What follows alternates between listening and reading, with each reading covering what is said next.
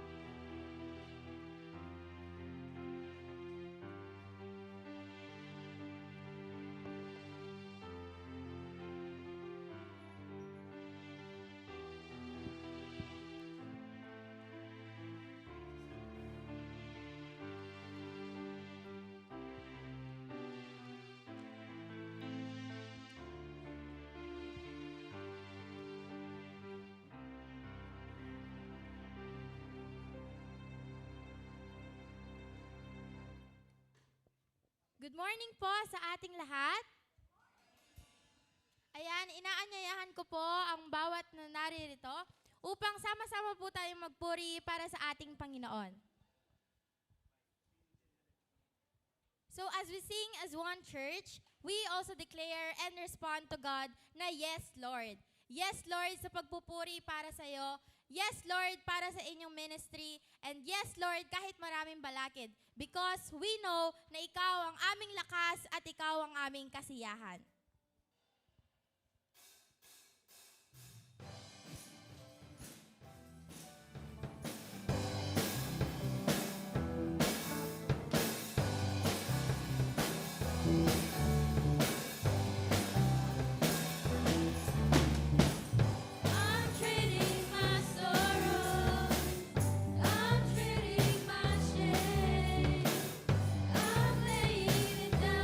The joy of the Lord.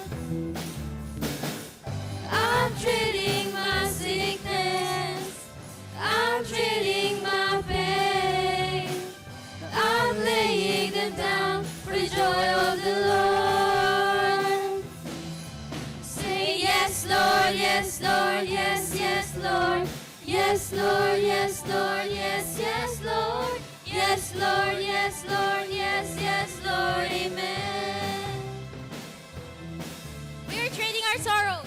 Trading my sorrows, I'm trading my shame. I'm laying them down for the joy of the Lord. I'm trading my sickness, I'm trading my pain. I'm laying them down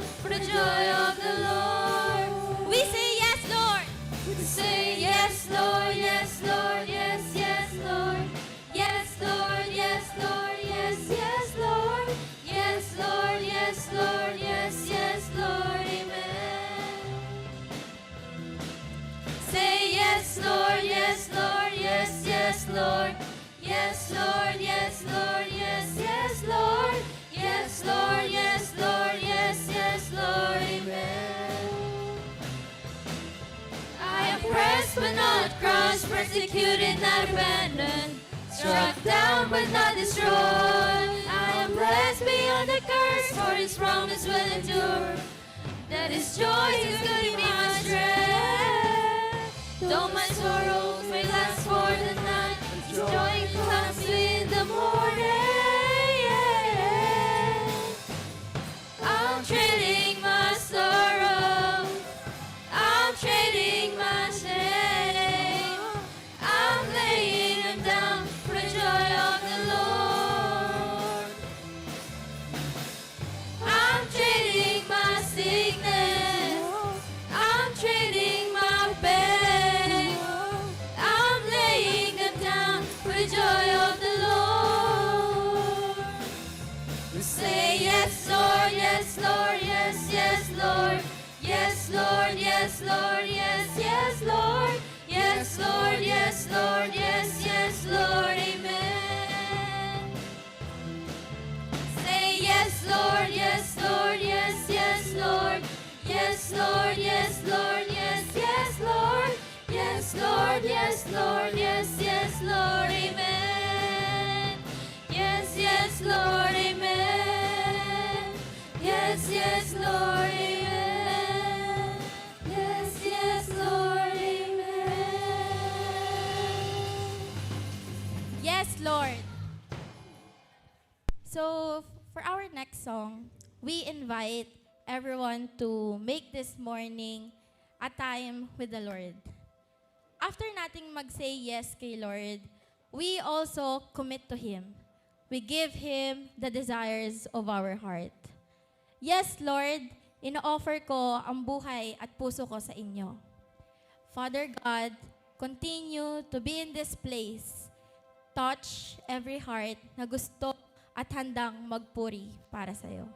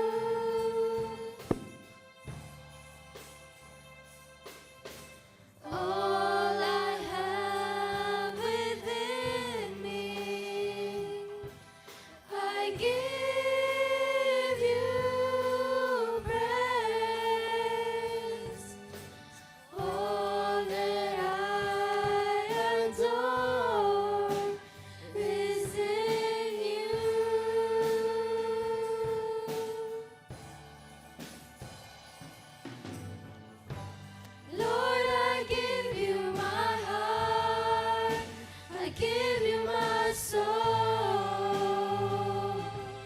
I live for you alone. Every breath that I take, every moment I'm awake. Lord, have your way in me. Lord, I give you my heart. I give you my soul. I live for you alone. Every breath that I take, every moment I'm awake. Lord, have your way in me. Praise be to God. Amen.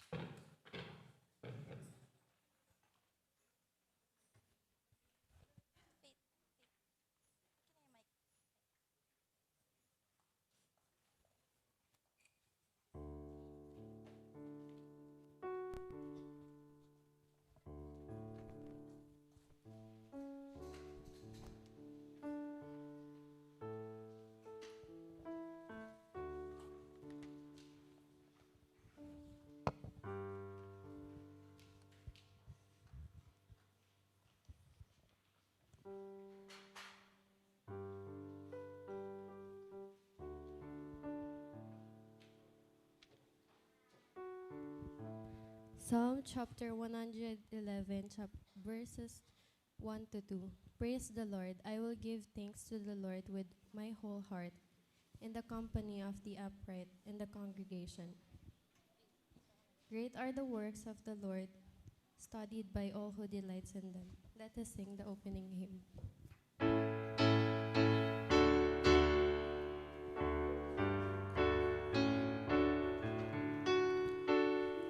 When we walk with the Lord in the light of His word, what a glory He sheds on our way.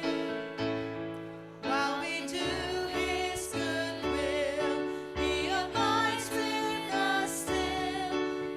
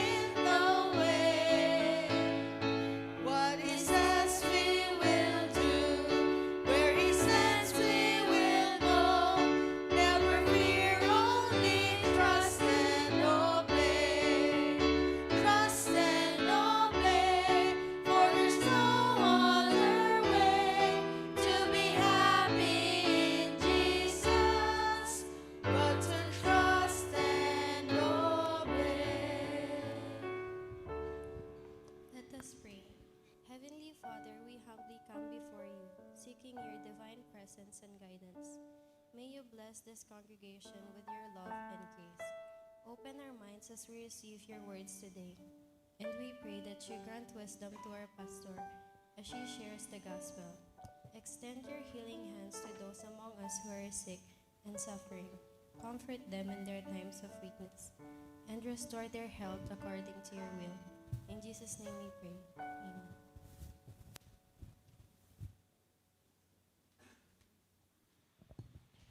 Full of honor and majesty in his work, and his righteousness endures forever. He has gained renown by his wonderful deeds. The Lord is gracious and merciful. He provides food for those who fear him. He is ever mindful of his covenant. He has shown his people the power of his works in giving them the heritage of the nations. The works of his hands are faithful and just. All his precepts are truthful, trustworthy. They are established forever and ever, to be performed with faithfulness and uprightness. He sent redemption to his people. He has commanded his covenant forever. Holy and awesome is his name. The fear of the Lord is the beginning of wisdom. All those who practice it have a good understanding. His praise endures forever. Thank you, Lord, for saving my soul. Thank you, Lord, for making me whole. Thank you, Lord, for giving to me thy great salvation, so rich and free. Pakinggan po natin ng Children's Choir.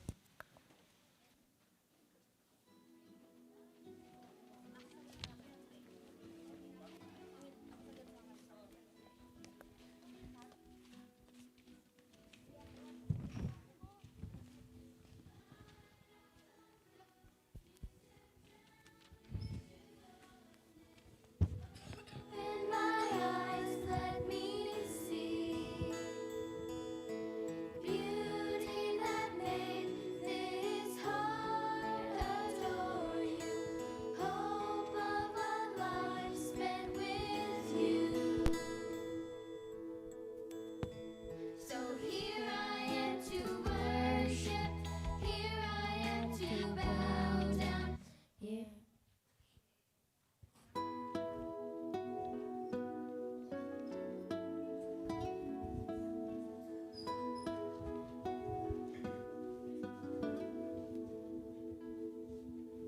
Light of the world, you set down into darkness. Open my eyes, let me see beauty that made this heart adore you. Hope of a life spent with you. So here I am to worship. Here I am to bow down. Here I am to say that you're my God. You're altogether lovely, altogether worthy, altogether wonderful to me.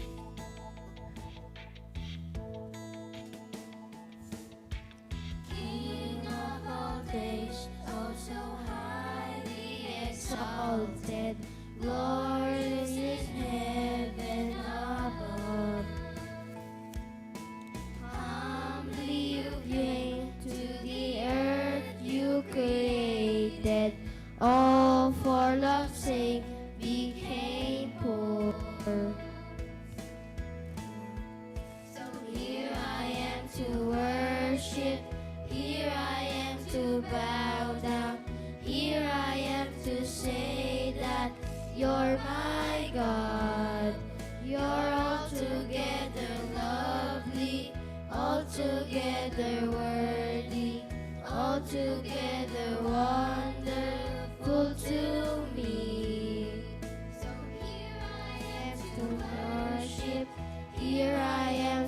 bow down. Here I am to say that you're my God. You're altogether lovely, altogether worthy, altogether wonderful to me. And I'll never know how much it costs to see my sin upon that cross. We'll never know how much it costs to see my sin upon that cross. So here I am to worship, here I am to bow down, here I am to say that you're my God. You're altogether lovely, altogether worthy, altogether wonderful to me.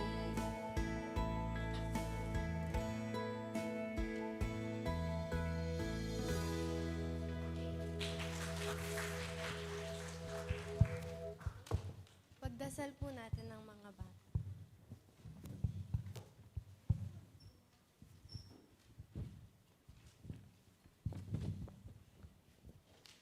Heavenly Father, we thank you for the gift of children. Who bring joy, innocence, and hope into our lives. Lord, we pray for the safety of every child that may be protected from harm and danger. Surround them with your loving presence. Guard them from physical, emotional, and spiritual harm. We ask for wisdom and guidance for their parents and guardian, that they may nurture and guide these children with love, patience, and understanding. And Lord, may you surround them with your comforting embrace and bring positivity into their lives. In Jesus' name we pray. Jesus loves me, this I know, for the Bible tells me so. Little ones to Him belong. They are weak, but He is strong. Yes, Jesus loves me. Yes, Jesus loves me. Yes, Jesus loves me. The Bible tells me so.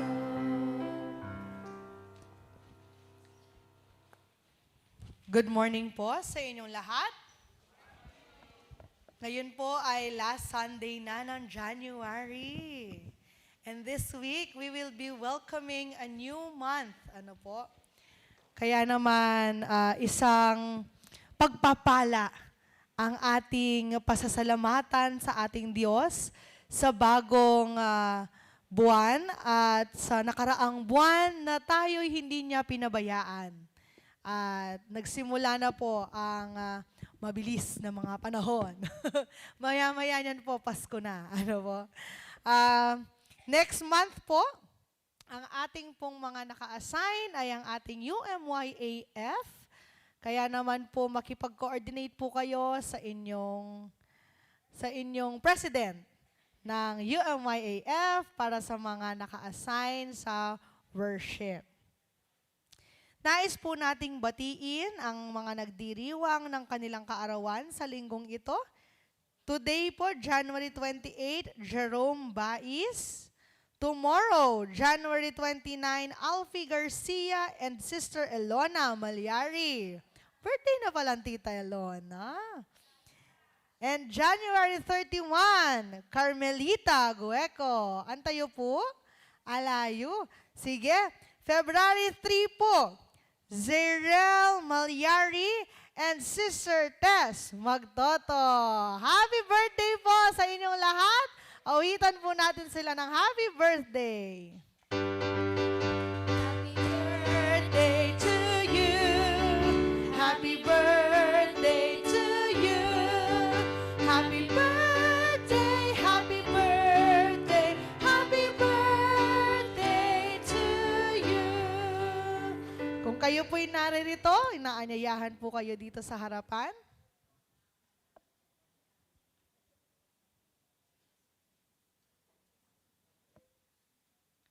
Sige po. Ayan. Happy birthday po si Brother Alfie din. Ayan. Sige po. Tayo po ay manalangin.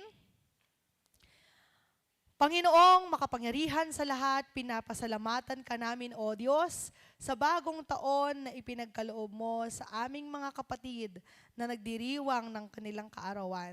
Lord God, we are rejoicing and celebrating with them with your Spirit. Kaya naman aming Diyos, pagpalain mo ang kanilang buhay. Hawakan mo sila mula ulo hanggang paa. At Lord, iparanas mo sa kanila ang kasaganaan ng iyong mapagpalang kamay. Lagi mo silang samahan, O Diyos. Lagi mo silang patnubayan at dinggin mo ang mga panalangin at kahilingan ng kanilang puso. Samahan mo sila sa araw-araw, O Diyos, at pagpalain mo sila sampu ng kanilang pamilya. Ano man, Lord God, ang kanilang mga hinaing o mga pangarap sa mga susunod na araw, buwan ng taon na ito, ikaw, O Diyos, ang siyang manahan sa kanila at bigyan ito ng kasagutan. Ganon din naming Diyos, kung ano man ang mga dinadalangin nila, pakinggan mo ang mga ito, O Diyos, at i-amplify ito sa iyong kaharian. Lord God, we declare blessing upon blessing in their life and bless their ministry and their faith in you. Maraming salamat po. In Jesus' name we pray. Amen. Happy birthday po! Yes. Ngayon po, kahapon po, isang magandang balita for the second year, back-to-back. Champion po ang Emmanuel UMC sa National Bible Month. Tumayo po lahat ng nag-participate sa Bible Trivia. Si Gracious din daw nag-participate. Bible Trivia, Bible Picture, Bible Mixed Up. Ayan po ang ating mga participants. Palakpakan po natin sila. Ayan. At kahit po hindi tayo nagsisipag-champion kada category, tayo lang po yung church na every category may award. Kaya po nung kinompute nila yung scores natin, pinakamataas tayo. Malayo-layo po ang difference. Isa itong patunay na mapagbasa ng Biblia ang mga miyembro. Patuloy po natin itong gawin, no? Hindi lamang po sa pag-aaral dahil may contest, kung hindi dahil gusto nating in-nourish ang ating spiritual na buhay. So, patuloy po itong nawang maging inspirasyon sa bawat isa sa atin para patuloy na mag-aral ng mga salita ng Diyos. Congratulations po sa inyo. At mamaya po, magkakaroon po tayo ng Post-Christmas Institute, 1 o'clock to 5 o'clock. Ang ating pong mga kabataan. Anyone who is age 12 to 24, welcome po kayo to join sa Post-CI, 1 p.m. to 5 p.m. Hindi na po uuwi ang ating mga kabataan. Dire-diretso na po tayo. And then, afterwards, lahat po ng council members na nakapag-confirm na po na mag-join sa ating charge conference, 5:30 po ang alis natin dito at magkita-kita po tayo for our charge conference. Okay, so yun po yung ating mga activities. Next month naman po, magsa-start na ang ating Lent season. Ayan. Welcome po natin ang ating pong bisita. Kasama po natin ngayon for the first time, si John Patrick. Pwede kang tumayo, John. Sige, tayo ka. Ayan. Anak po siya ni Sister Ann Abad. Ayan. Welcome po sa ating simbahan. At ngayon po, meron po tayong muling bibinyagan at we welcome sa ating simbahan. Hayaan niyo po akong magkaroon ng konting oras para po sa ating pag-welcome ng bagong nating kapatid sa pananampalataya. Tinatawagan po si Sister Cheska. Yan.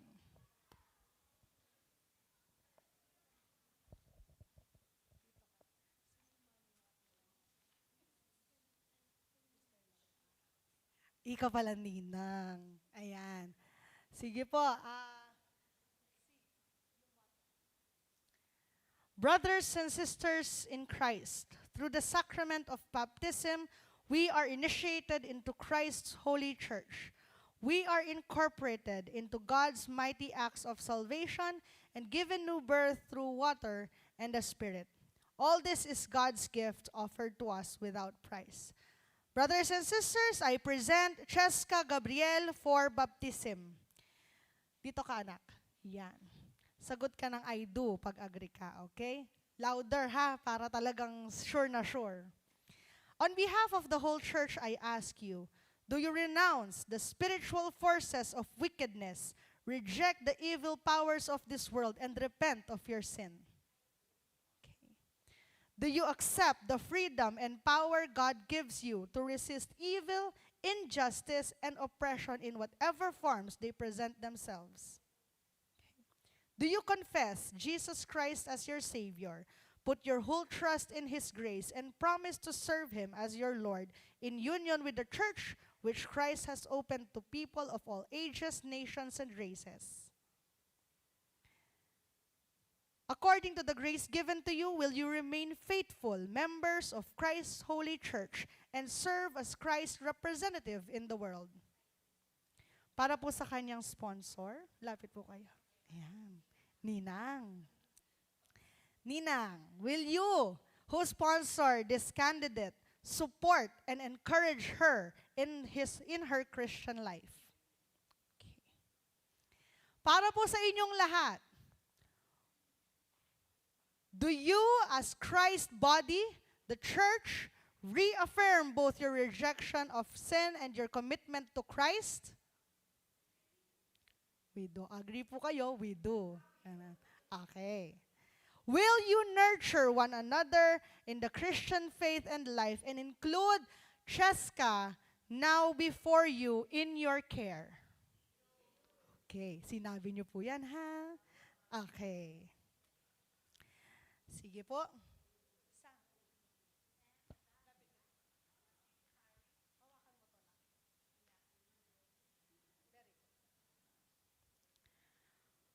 Pour out your Holy Spirit to bless these gifts of water and those who receive it, to wash away their sin and clothe them in righteousness throughout her life, that dying and being raised with Christ, she may share in His final victory. Dito ka na. Cheska, I baptize you in the name of the Father, and of the Son, and of the Holy Spirit.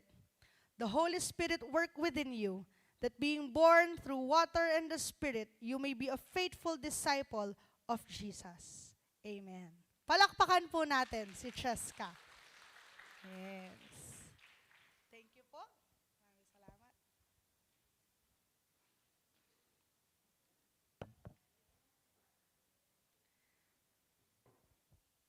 Tayo po ngayon ay manalangin. Lord God, thank you for the gift of your baptism, and thank you for the power of your Holy Spirit now dwelling in us. Panginoon, maraming salamat po sa iyong kabutihan sa aming buhay, and we thank you for our brothers and sisters, new and old, that are still here, serving you, loving you more. Panginoon, maraming salamat po at binibigyan mo kami ng isang fellowship na genuine and pure and in love with your faith, your hope, your mercy, and your grace. Lord God, bless us all and bless our minds, our hearts, and our soul as we prepare ourselves for your message this morning. Manguna ka sa amin, O Diyos, at ng banal mong Espiritu. At pagpalain mo nawa ang aming kaluluwa. Lord, move in our life. Move in this place. And we seek your purpose. Hindi lamang sa panahon ngayon, kung hindi pa naman sa mga susunod na araw. Lord God, bless each and every one of us. And as we learn more about you, deepen our relationship with you. Panginoon, dinadalangin namin ang aming mga kapatid na may karamdaman. Ano man, Lord God, ang kanilang pinagdadaanan, nasaan man sila ngayon, Lord, we lift them up to you. We pray for Brother Marvin sa kanya pong nararanasan ngayon. Pagalingin mo siya, O Diyos. Hipuin mo ang kanyang pangangatawan mula ulo hanggang paa at alisin mo ang hindi magandang bumabalot sa kanya, O Diyos. Ganon din, Panginoon, ang aming mga kapatid. Hindi man namin alam, O Diyos, ang kanilang pinagdaraanan specifically, but Lord, you are the God who heals. You are the God whose power overcomes everything. And so we declare, Lord God, that your power move in our life right now. Panginoon, kumilos ka. Pagalingin mo ang mga nahihirapan. Bigyan mo kami ng healing. Punuin mo kami ng pagmamahal. And Lord, may your merciful hands cover us every day of our life. Panginoong Diyos, walang imposible sa iyong mga kamay. Kaya naman, O Diyos, ipinagkakatiwala namin ang aming buhay sa inyo. We continue to renew our relationship with you. We continue to search for your answers, for your word. We continue to seek your face, O Lord.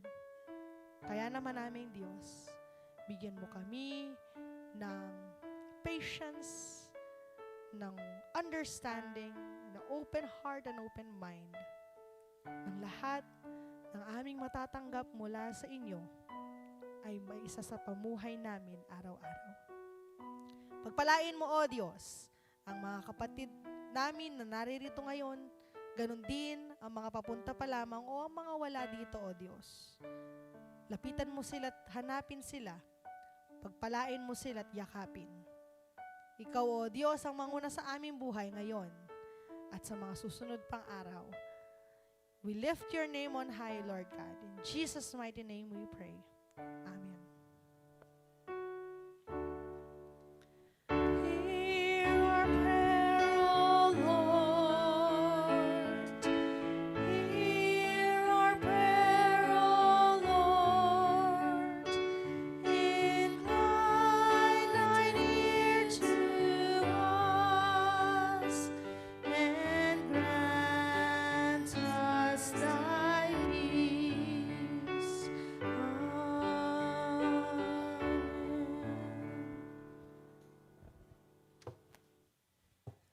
Psalm 66, verse 13 to 14. I will come to your temple with burnt offering and fulfill my vows to you, vows my lips promised and my mouth spoke when I was in trouble.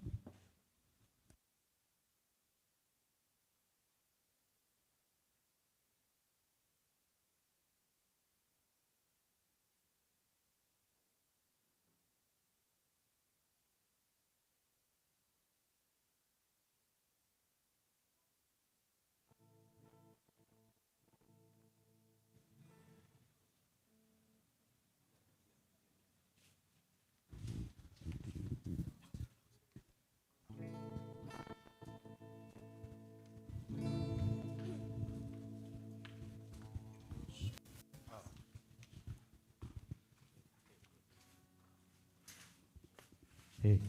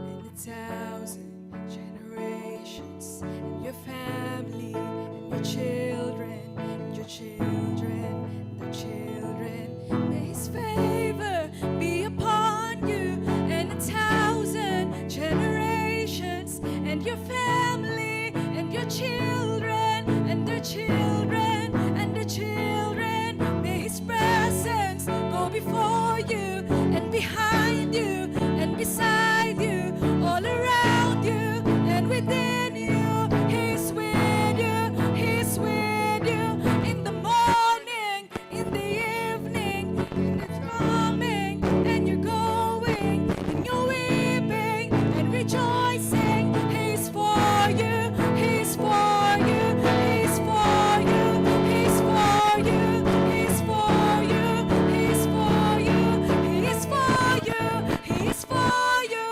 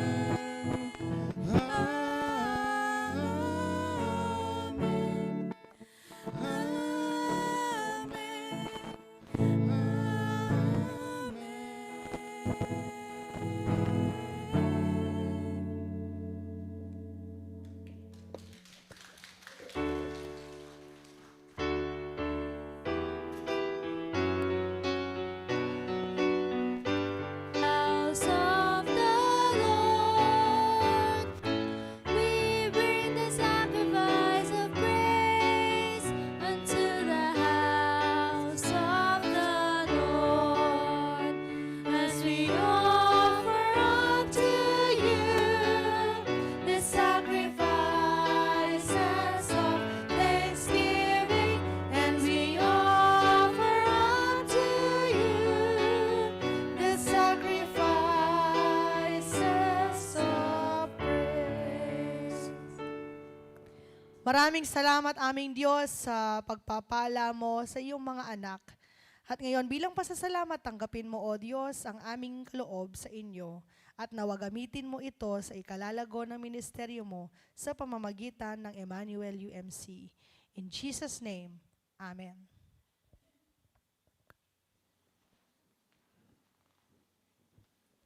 Atin pong pakinggan ang EUMC Choir.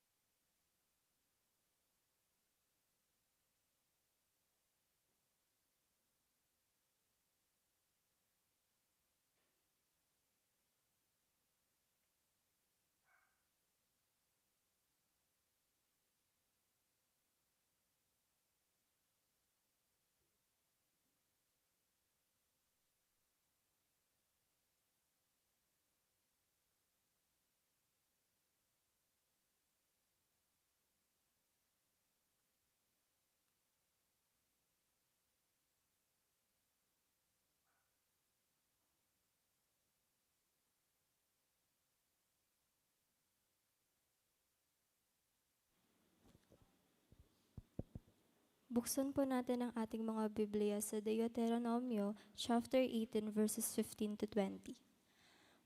Mula sa inyo at Yahweh ng iyong Diyos ay pipili para sa inyo ng isang propetang katulad ko. Dapat kayong makinig sa kanya. Ito ang kasagutan sa hiling niyo kay Yahweh nang kayo'y nagkatipon sa Sinai. Ang sabi ninyo, huwag mo nang iparinig pang muli sa amin ang tinig ni Yahweh. Niipakita ang kakilakilabot na apoy na ito sapagkat tiyak na mamamatay kami. Sinabi naman niya sa akin, tama ang sabi nila, kaya mula sa kanila, pipili ako para sa kanila ng isang propetang katulad mo. Sasabihin ko sa kanya ang kanyang kalooban at siya ang magsabi nito sa mga tao.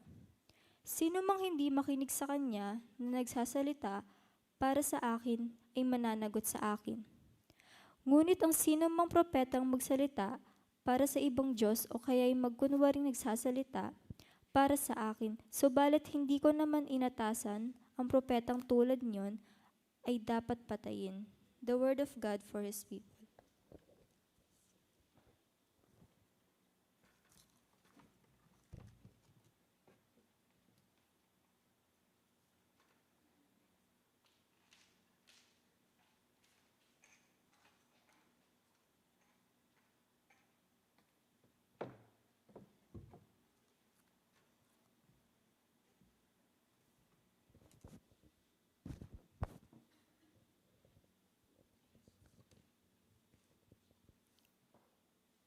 Kronika chapter 8 verse 1 to 13.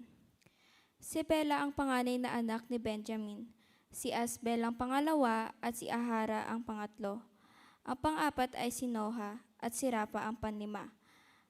Ang mga anak naman nila Bela ay sina Adar, Gera, Abihud, Abiswa, Naaman, Ahoa, Gera, Sefufan at Huram. Ang mga anak naman ni Ehud ang ginawang pinuno ng mga angkang naninirahan sa Geba. Ngunit napilitang lumipat sa Manahat sina Naaman, Ahiyas at Gera nang nanguna sa kanila na siya ring ama ni na Uza at Ahihud. Si Saaraim ay nagkaanak sa lupain ng Moab. Matapos niyang paalisin ang dalawa niyang asawa, sina Husim at Baara, ito ang mga anak niya kay Hodes, sina Hobab,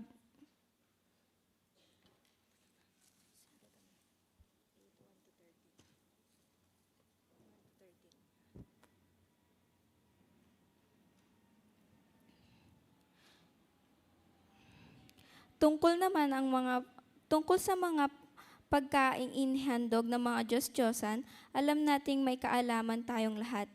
Ang kaalaman ay nagtutulak sa tao na maging mapagmataas. Subalit ang pag-ibig ay pagpapatag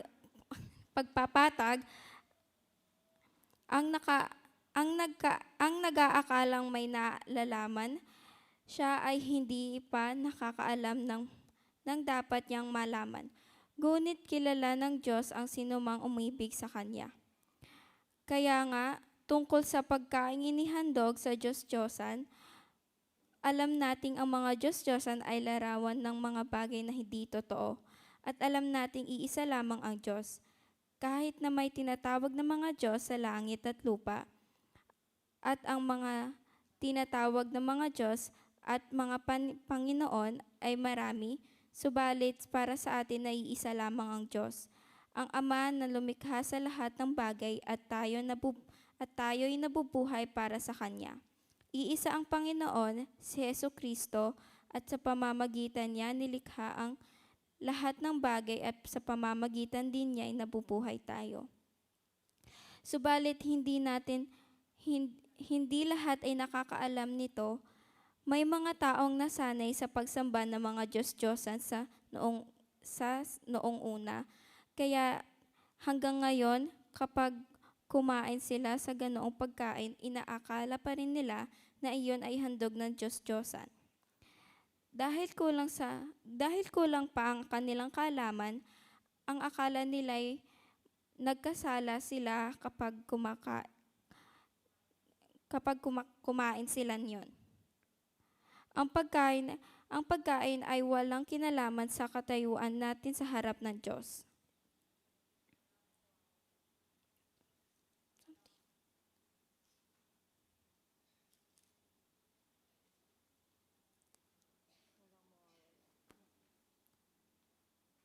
Saan po yan? Walang mawawala sa atin kung hindi tayo kumain ng ganoong pagkain at wala ring kabutihang maidudulot sa atin kung kumain man tayo niyan. Ngunit mag-ingat kayo, baka ang paggamit ninyo ng kalayaang kumain ng anumang pagkain ay maging sanhi ng pagkasala ng manghihina pa sa pananampalataya. Kung ikaw ay may sapat na kaalaman, ay kumakain sa loob ng templo ng Diyos ng mga Diyos-Diyosan at makita ka ng mahina pa sa pananampalataya. Hindi kaya siyang mabuyong kumain niyon kahit inihandog ng Diyos sa Diyos-Diyosan? Dahil sa inaakala mong mahinang kapatid na tinubos din ng kamatayan ni Kristo. Sa ganoong paraan, nagkasala tayo kay Kristo dahil itinulak ninyo sa pagkakasala ang iyong kapatid sa paggawa ng mga bagay na nalabag sa kanyang budhi. Kaya nga kung dahil sa pagkain ng karne ay magkakasala ang aking kapatid, hindi na ako kakain yon upang hindi siya magkasala. Ang salita ng Diyos para sa anak ng Diyos.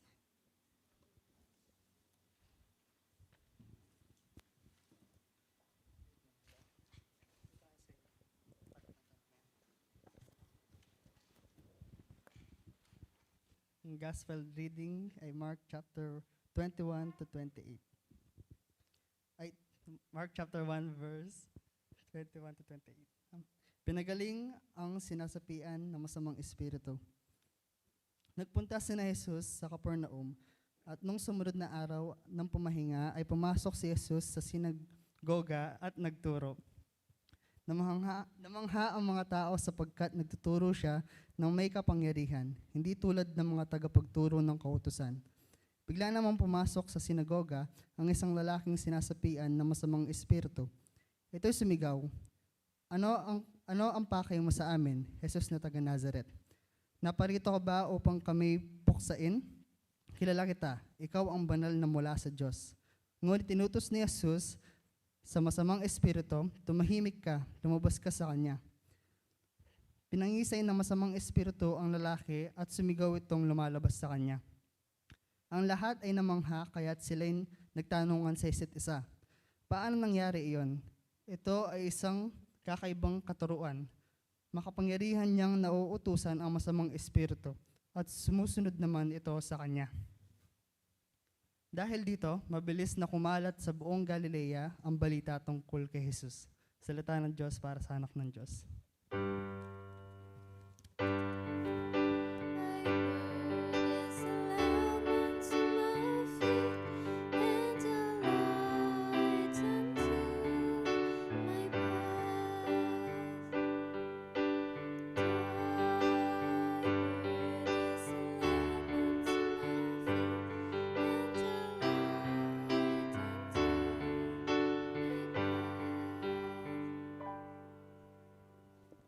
Pakinggan po natin ang youth choir.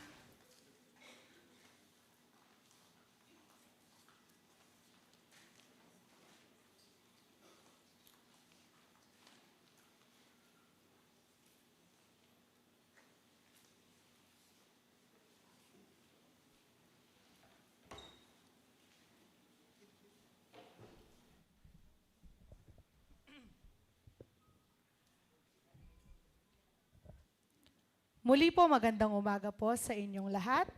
Bago po tayo magpatuloy sa ating sermon, nais po nating i-welcome din si kapatid na Sheldon Garcia. Nasaan po si Sheldon?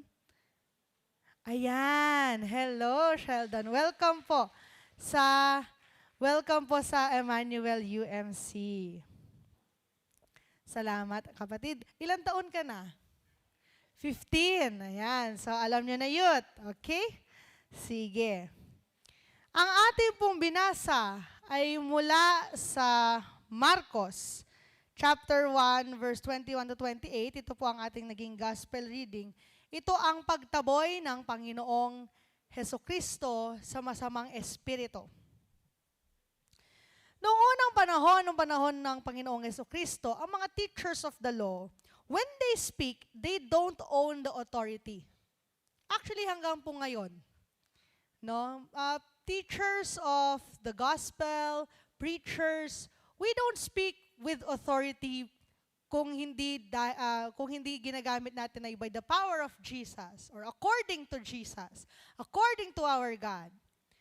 But here in this text, here is a man who spoke with his own authority. Sa kanya ang power. Sa kanya ang authority. Dito makikita natin kung paano dinemonstrate ni Jesus ang kanyang authority when he told the evil spirit to go. Hindi man nga siya gumamit ng holy water. Hindi niya tinali yung tao. At yung tao, hindi man nanggugulo. Ang nagtanong lang siya, anong gusto mo dito? Jesus, na taga Nazaret. Ba't mo kami ginugulo? At doon pa lamang alam na ng Panginoong Hesukristo na mayroong evil spirit sa taong iyon. At ang sabi ng Panginoong Jesus, umalis ka dyan. Spoken with authority. In Jesus' day, evil spirits were considered even by many Jewish teachers to be numerous and powerful. Nandiyan lang sila, kalat-kalat. Until now, they are still lurking around. At tignan natin, makikita natin doon sa teksto. Hindi naman kailangang umiikot-ikot pa yung eyeballs nila at lumilipad-lipad para makonsider nating sinasapian na ng masamang espiritu. Kung minsan, nandyan lang, kalat-kalat. Magsasalita lang yan. So evil spirits are all around us. And yet, Jesus acknowledged this, and he used his authority to send out that evil spirit.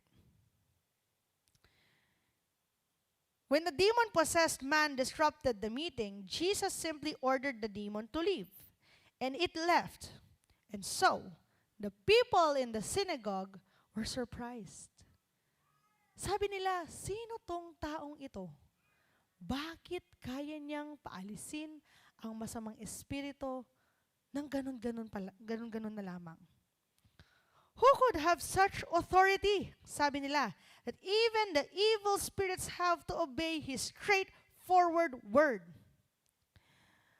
Jesus, being the Son of God and being God, had all the authority in the whole universe. God created all things through him and put all things under him. And so, he is the master of all, the king of all kings, the Lord of all lords. We declare that. But believe it or not, God is not authoritarian. Kapag sinabi nating authoritarian, yun yung strict na dapat akong masunod, ako ang boss, ako ang head, ako ang leader. Hindi siya ganun. Ang Panginoong Diyos ay isang being na walang kapantay ang authority, but very loving. That is the reality of Jesus, of God. Jesus did not use his incomparable authority the way we humans tend to do when we have a little power of authority. Kung minsan kasi mga kapatid, for some human beings, or in majority, mabigyan lang tayo ng konting authority sa konting bagay, parang sarili na natin ang mundo. no, given the authority, we tend to sometimes abuse that power. We can see that all over the news. Lumabas ka lang sa simbahang ito, lumabas ka sa tahanan mo, makakakita ka ng mga taong nag-aabuso ng kapangyarihan. So this is true for us humans. And yet, Jesus being human did not practice or exercise His authority with abuse. Hindi siya ng power trip. Alam niyo po yung power tripping? Yung gagamitin mo, yung pwesto mo o kapangyarihan mo in order for you to gain something better for yourself, and in return, inaapakan mo na ang ibang tao. Ang Panginoong Hesukristo, wala siyang inapakan na kahit sino. He corrected. He told the teachers of the law that they are doing something wrong. He corrected them. He disrupted their ideals, no? But with respect. Always with respect. And so he did not abuse his power. Makikita natin dito that his authority is shown from number 1, he took action when necessary. Hindi siya nagpapabaya. Kung may nakita siya nangangailangan ng kanyang aksyon, gagalaw siya. Jesus did not stifle normal living by trying to prevent all possibility of something going wrong. Hindi naman niya ginawang perpekto ang mundo. He didn't post sentries at the doors to keep all potential demon-possessed looking people from coming in. Hindi naman niya sinabing nagbantay siya sa pintuan, "Ops, ikaw, mukha kang may demonyo sa katawan, umalis ka dito." Hindi niya ginawa yon. O kaya naman hindi siya nang husga ng mga taong dumadaan. Sa kapangyarihan na ibinigay sa akin, umalis ka. Hindi siya ganon. O kaya ito, hindi ka pwedeng pumasok, ikaw hindi ka pwedeng kumain. Hindi naging ganon ang ating Panginoon Diyos. But, when necessary, He acted on it. Just like the example on our reading this morning. Nung may disruption, kinailangan niya mag-step in. He didn't overreact. Jesus did not make a scene. Hindi siya tumayo, sandali, anong ginagawa mo? Bakit mo ginagawa yan? Bakit ka nag-iingay? Hindi pwede yan. Hindi siya nagwala. But he calmly told out the Spirit. Kung tutignan mo mga kapatid, pwedeng mag-sermon ang Panginoong Diyos sa panahon na yun. Pero hindi niya ginawang big deal. Hindi niya nag-create ng big scene. No?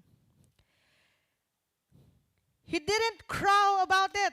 Jesus didn't use the incident to further his image. Hindi niya pinagmalaki ang kanyang ginawa.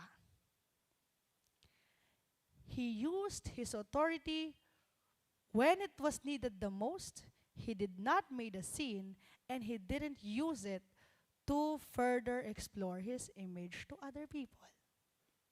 Hindi siya nang exploit ng mga situation. And so what can we see from this? The Lord is a servant authority. Jesus uses His authority to serve and not to be served. And that is how He wants us to use whatever authority we might have. Ang sabi nila, di ba, be Christ-like. Live as Christ-like people. And so how can we live as Christ-like people? We are given the authority. When we are reading or given the chance to have a relationship with Christ, we have the authority to speak on His behalf. And so use this authority as how Christ used it. Whether our authority is at home, at work, or somewhere else, He wants us to use it to help others and not to make ourselves a big deal. So hindi makasarili ang authority na ipinagkaloob sa atin ng Diyos. Jesus doesn't overpower us. He serves with patience and mercy. He helps us grow to see how much we need Him. Dahil mga kapatid, ang kasalanan na bumabalot sa atin at sa mundo, napakalaki. Kaya naman binigyan tayo ng authority ng Diyos to step out of that sin. You have the authority to step away from your sin. You have the authority to turn your back from your wrongdoings. And you have the authority to remain faithful in Him. Binigyan tayo ng ganitong klaseng pagkakataon ng Diyos to turn our back away from those evil spirits and send them out of our life, of our family, of our loved ones, of this church, and of all society. We have that power. Hindi ko alam kung napanood niyo yung prayer room, yung pelikulang prayer room. Meron siyang isang kwarto doon na tinawag na prayer. War room. Tinawag niya itong war room dahil dito siya nananalangin at nakikipagbuno sa Diyos.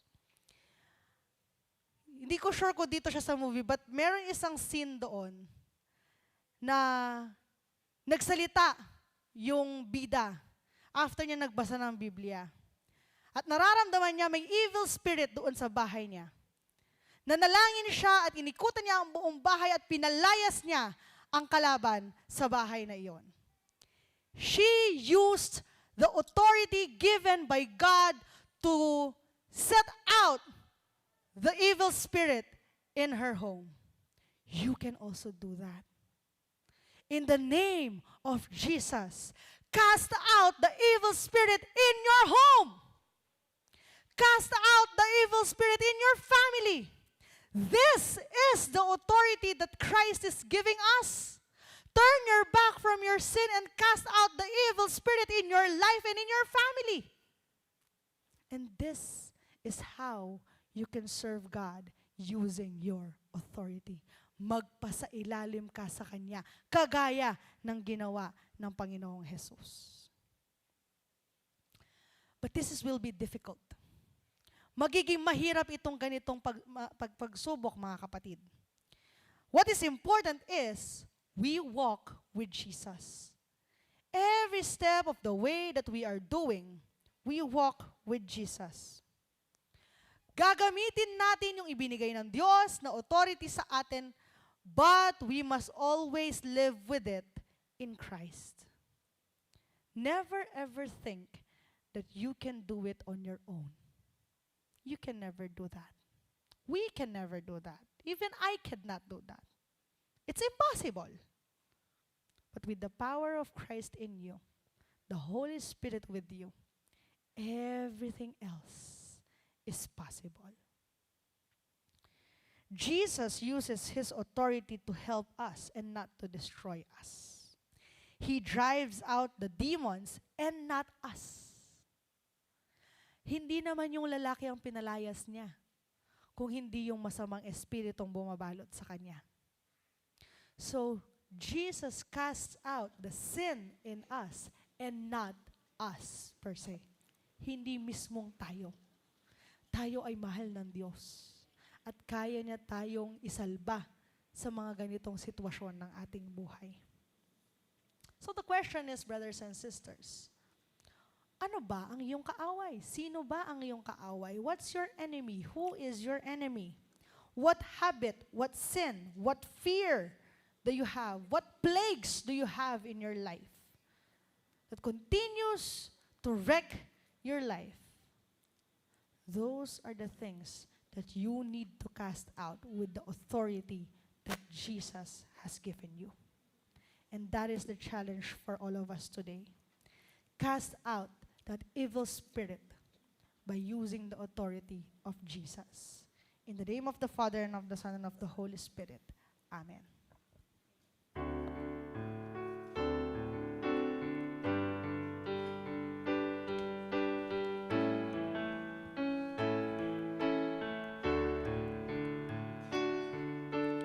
All to Jesus I surrender, all to Him I freely give. I will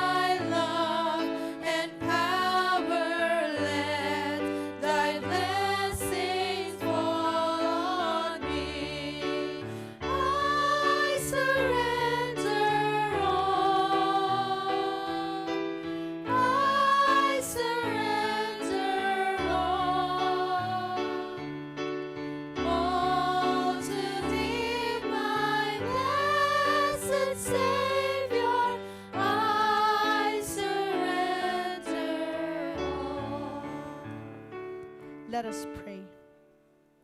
O Lord our God, you who have power on all the earth and all the world and universe, you who have the power over our life, grant us the authority to help us fight sin, help us fight the evil one, help us fight the evil spirit. You have the power to grant us this authority, Lord God, and help us so that we can use this authority for the good of our life, of the people we love, and those around us. Panginoong Diyos, bigyan mo kami ng kakayahan na talikuran ang aming mga kasalanan. Panginoon, itinataboy namin ang espiritong ito sa simbahang ito, O Diyos. Tinataboy namin ang masamang espiritu sa buhay ng bawat isang taong naririto ngayon. Tinataboy namin sa pangalan ni Jesus ang masamang espiritu sa aming tahanan, sa aming pamilya. And Lord, with the authority that you have given us, reign in our hearts, reign in our lives, in our family, in our homes. Lord, manguna ka. And we declare that you will be the King of our lives, Lord God. Panginoong Diyos, maraming salamat po sa ganitong lesson, sa ganitong kaalaman na ibinibigay mo sa amin. Lord God, may you continue to reign in our hearts and in our lives. Panginoon, anuman ang inilalapit sa inyo ng iyong mga anak sa oras na ito, dinggin mo ang kanilang panalangin. Bigyan sila ng kasagutan. Pakinggan mo ang kanilang mga hinaing. Basahin mo ang kanilang mga isinusulat sa iyong puso. Ikaw, O Diyos, ang patuloy na kumilos sa kanila ngayon at sa araw-araw ng kanilang buhay. Lord God, we pray that you continue to use us, Lord, mightily in your vineyard. Continue to call your people. Continue to call those you want to serve you in all ways possible. Patuloy kang kumilos, O Diyos, sa simbahang ito. Itinataas namin ang Emmanuel UMC sa iyong mga kamay. Ang bawat leader, ang bawat laiko, bawat miyembro ng simbahang ito. Lord God, bless us all. Ganon din aming Diyos sa aming mga leader ng simbahan. Idinadalangin namin at itinataas ang aming district superintendents, ang aming mga pastor, diakonesa, ang aming mga obispo. Pagpalain mo sila, O Diyos, at nawa ang bawat sasabihin at gagawin nila magkaroon ng authority na galing sa iyo at magkaroon ng wisdom upang ang bawat desisyon na gagawin sa aming simbahan na ayon sa iyong kagustuhan. Manahan ka, O Diyos, sa aming buhay, ngayon at magpakailanman. Maraming salamat po. In Jesus' mighty name we pray. Amen. Let us open our hands in a gesture of receiving. The Lord, whose power covers all the earth, whose Jesus Christ's authority reigns over us all, and where the Holy Spirit conquers everything, be with us now and forever. Amen.